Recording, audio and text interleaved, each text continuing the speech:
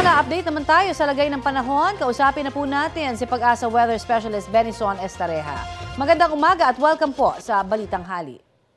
Sir, ano na ang Magandang umaga latest? po, Ma'am Connie. Ano na po ang latest sa galaw ng lokasyon po ng Bagyong Paulo? Sa ngayon po patuloy ang paglapit itong si Tropical Storm Paulo sa ating kalupaan, particularly sa Luzon. Huli itong namataan, 575 kilometers silangan ng Infanta, Quezon. Naglay na ang hangin na 75 kilometers per hour malapit sa gitna at may pagbugso hanggang 90 kilometers per hour. At patuloy na kumikilos west-northwest sa bilis na 20 kilometers per hour. So based po sa latest stock ng Pag-asa, lalapit ito dito sa may pating Aurora, Isabela. Doon siya posibleng mag-landfall bukas po ng umaga. At simula bukas ng umaga hanggang sa hapon ay babagtasin po ng bagyo itong Aurora, timog na bahagi ng Cagayan Valley, and gitnang bahagi po ng Cordillera Region and Ilocos Region. Gabi bukas hanggang sa umaga nasa West Philippines ito at lalabas ng PAR pagsapit po ng umaga ng Sabado.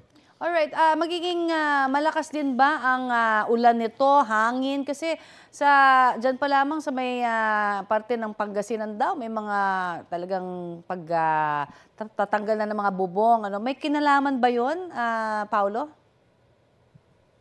Yes po, so far, itong nakikita natin kay Paulo, lalakas pa siya. Tropical storm siya ngayon pero possible hanggang severe tropical storm. So hanggang signal number 3 yung pwede po natin i-raise. Almost similar in strength dito kay Bagyong Obong. So posible pa rin po itong makasira ng mga structures na yari po sa kahoy, makapagpatumba ng ilang puno at poste. So ito ay para sa ating mga kababayan po dito sa may Cagayan Valley at sa may Aurora kung saan unang ang babagsak or tatama itong si Bagyong Paulo. And then in terms of pag-ulan, yung mga mismo dadaanan din po ng bagyo dito sa may northern and central Luzon na magkakaroon ng matitinding ulan. So nandyan pa rin yung banta po ng mga pagbaha at pag-apo ng mga ilog at sapa at pag-uho ng lupa. Lalo na doon sa mga mountainous areas po dito sa may Caraballo, Sierra Madre, as well as Cordillera Region. Bukas po yan lahat.